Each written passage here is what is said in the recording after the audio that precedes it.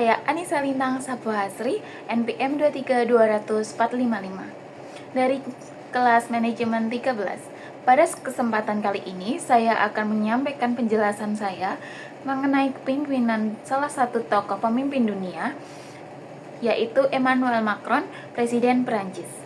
Emmanuel Jean-Michel Frédéric Macron lahir pada 21 Desember 1977 di Amiens, Prancis. Dari keluarga profesional kelas menengah, ayahnya berprofesi sebagai dokter saraf, sedangkan ibunya berprofesi sebagai dokter anak. Latar belakang keluarga yang berpendidikan membentuk Macron sebagai sosok yang sejak dini terbiasa dengan dunia intelektual, diskusi kritis, dan pemikiran rasional. Berbeda dengan banyak kepemimpinan revolusioner, Macron tumbuh dalam lingkungan yang relatif stabil secara sosial dan ekonomi. Pendidikan Macron berlangsung di institusi elit Prancis. Ia menempuh pendidikan di Lycée Henri IV, kemudian melanjutkan studi filsafat di University Paris Nanterre, sebelum masuk ke École Nationale de Administration atau ENA. Sekolah tinggi bergengsi yang menghasilkan banyak pejabat dan pemimpin Perancis. Latar belakang pendidikannya mencerminkan jalur kepemimpinan teknokratis, yaitu mengandalkan analisis, kebijakan publik, dan manajemen negara. Karir profesional Macron dimulai sebagai inspektur keuangan, lalu berdalih ke sektor swasta sebagai bankir investasi dan Rothschild & Co. Pengalaman di dunia keuangan memberinya pemahaman mendalam tentang pasar global, investasi, dan ekonomi makro.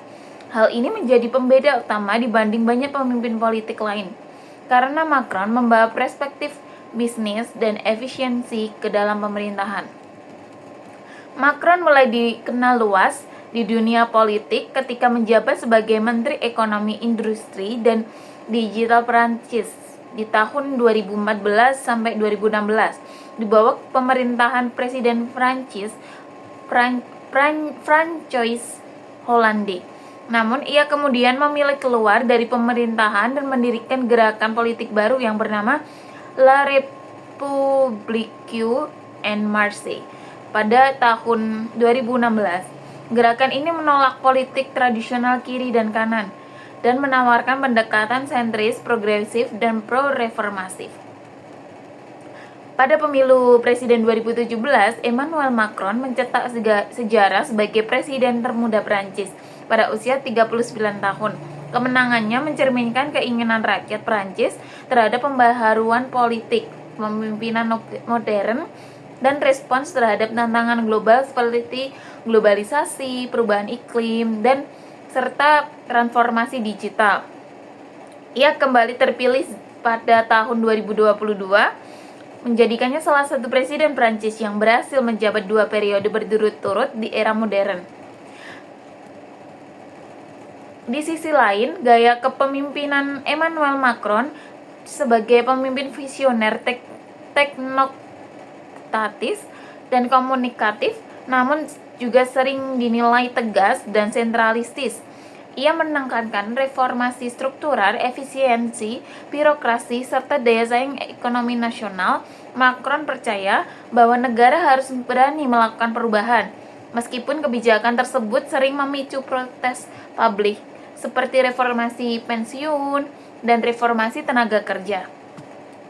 Berbeda dengan pemimpin revolusioner bersenjata, kepemimpinan Macron beroperasi dalam sistem demokrasi liberal dengan menekankan diplomasi internasional dan peran aktif Prancis di Uni Eropa. Ia dikenal sebagai salah satu pemimpin Eropa yang vokal dalam isu integrasi Eropa, krisis iklim, keamanan global, dan perdamaian internasional. Namun, kepemimpinan juga menuai kritik karena dianggap terlalu elitis dan kurang membumi bagi kelompok masyarakat tertentu. Secara keseluruhan, Emmanuel Macron mempresentasikan gaya kepemimpinan pemimpin modern abad ke-21, yaitu menggabungkan kecerdasan intelektual, pengalaman ekonomi, dan visi global. Warisan kepemimpinannya masih terus berkembang, dipandang oleh sebagian sebagai simbol pembaharuan Perancis, namun oleh sebagian lainnya sebagai pemimpin yang kontroversial dalam kebijakan sosial. Sekian penjelasan saya mengenai Emmanuel Macron dan gaya kepemimpinannya. Terima kasih atas perhatiannya.